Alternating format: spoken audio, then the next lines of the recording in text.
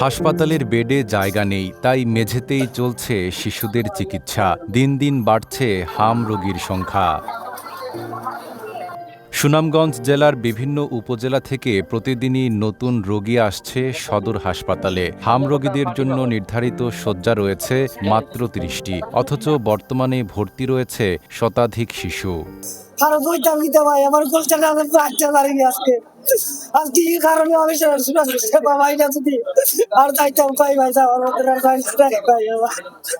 অনেক বুঝি ইঞ্জেকশন করতেছে, কি ইঞ্জেকশন করতেছে তা তো আমরা চিনি না বা বুঝিও না করতেছে।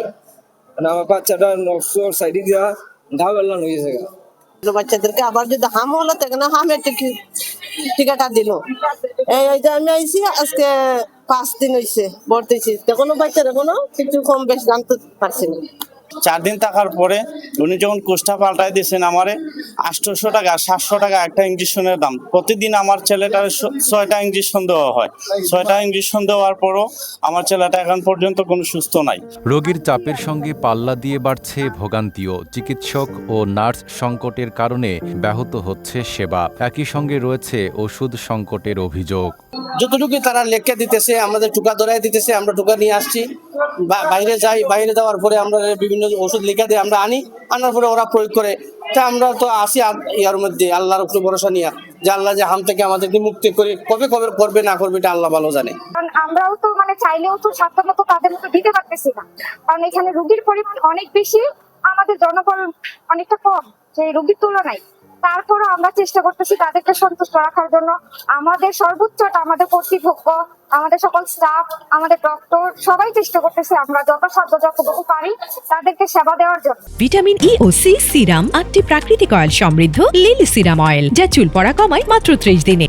বেড সংকটের কারণে হাম আক্রান্ত শিশুদের পাশেই রাখা হচ্ছে ডায়রিয়া সহ অন্যান্য আক্রান্ত রোগীদের। এতে আতঙ্কে রয়েছেন স্বজনরা।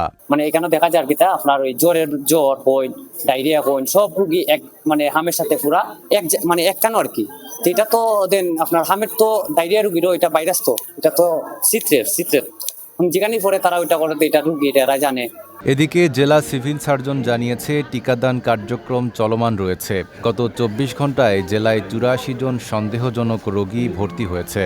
তারা জেলার বিভিন্ন স্বাস্থ্যকেন্দ্রে চিকিৎসা নিচ্ছে।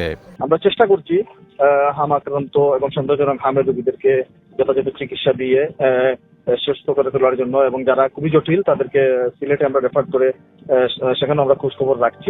রোগীর তুলনায় শয্যা ও চিকিৎসা সরঞ্জামের স্বল্পতায় সুনামগঞ্জ সদর হাসপাতাল এখন হিমশিম খাচ্ছে। দ্রুত পরিস্থিতি নিয়ন্ত্রণে কার্যকর উদ্যোগ না নিলে সংকট আরও বাড়তে পারে বলে আশঙ্কা করছেন সংশ্লিষ্টরা। নাইম আরাবী, ঢাকা পোস্ট।